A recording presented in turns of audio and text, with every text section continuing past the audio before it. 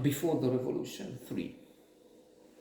When I was thinking, why not talk, why not push it back to the origins? Let me speak of the Bronze Age. I'm just trying to be silly and having a laugh. That's one of the expressions of Ricky Gervais. Now I was thinking of my father, actually, because well, he was my father, and this is somehow my story.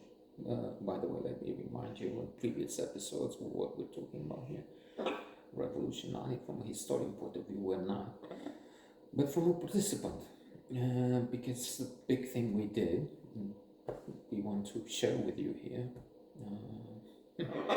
Sharing is the thing today. In fact, it's in Girl, Woman, Other, co-winner of the 2019 Booker Prize, Bernardina Barista. She talks about so many things that are happening now, the two spirits, the quiver gender, the gender fluidity. There's one gender now and another gender the following minute. Gender being the mystification of civilization, the two spirits as used by Native Americans and things, and so on. But there's also this generation with swipe, like, share, fuck, and something, and how men expect women to do what they see in those in internet porn, which is so accessible and which is so outrageous. I mean, people don't do that in real life. If there are atrocious things going on there, atrocious, exotic, that doesn't mean it's everywhere. Okay, so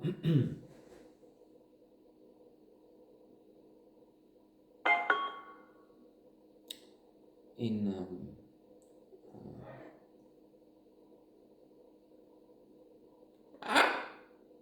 in this look at what happened in the revolution, I went back. So I'm thinking of going to my father, because he was in a few ways, if not an extraordinary character, let's be modest. He was special. I mean, he didn't have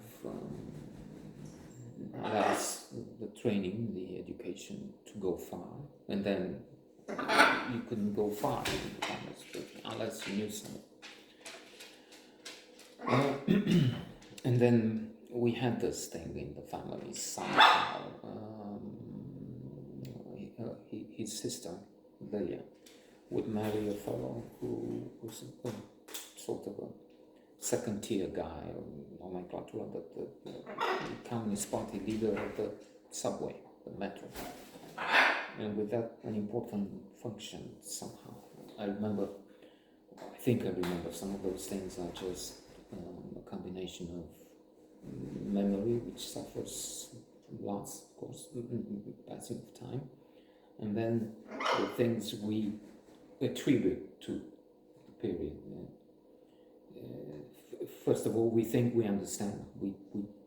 I was reading deep psychology classics that something like 75% of what is in conversation is lost because we're not attentive. That's one problem. So good listening is one massive skill which we don't have, especially in this age. I would say that very short, minimal attention spans.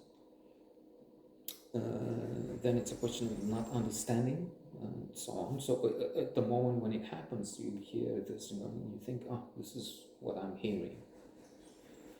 But it's not. This is why anyway, I'm going too far on this line. So to try and keep some minimal order.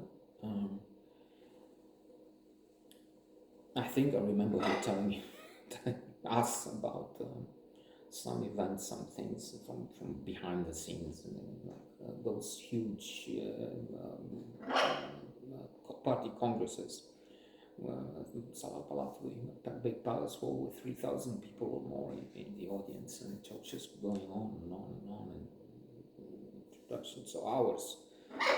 And I was like, what happens if you need to go to the bathroom? You don't. Nobody can stand up and go out in the middle of the churches. That's death by 1,000 cuts.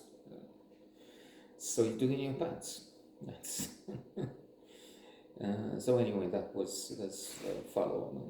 Maybe it will come back because indeed they did play a role in survival, and this should be the moment which positive psychology indicates gratitude, expressing gratitude, which was mixed. We didn't show much gratitude at the required moments, perhaps surely in large part because it was required. It was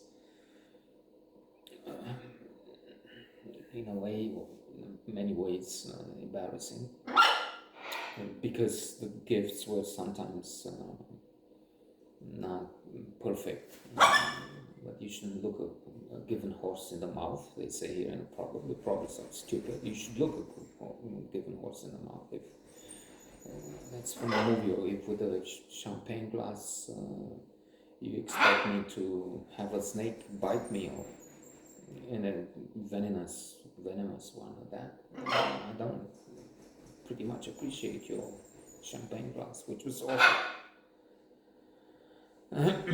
So with a shortage of food, we would get food from them, from this big shop, and at times it was expired food. It was food that was not good anymore. So there's a complaint with that. So you're giving me what you're throwing away anyway. Then there was the thing of him having the position and getting it. No matter how, it was a support. It was helpful. It was good. It was seldom past the expiry rate or close to it or whatever.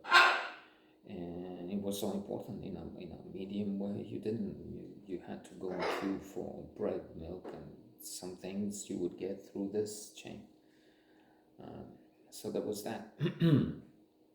But let me mention a few things about Father Uni, in that he was quite the entrepreneur on that small scale, which was the only one allowed, and even that was not allowed. In fact, under the communist regime, so what he was doing, he was trading things between various points of acquisition. So he would work at Metallurgica, it was called, a place where at one point when I was a teenager, started doing a lot of reading indeed, for if we compare with what had happened before when there was no reading. And then I meet this girl who's so clever, so well read, and I find I have nothing to say to her. It needed to help, so I started reading, and he took me to the library of the factory, and we've taken Seneca, we've taken Dostoevsky, some of the great, Tolstoy, and some were still left with the fall of the communist regime or something like that. 4 books still left after that. And he would have some ties from a fellow who worked at the factory with ties. And then some newspapers also. I remember he would go at the Casa Skandei, at the Palace of the Press, or whatever they call it today.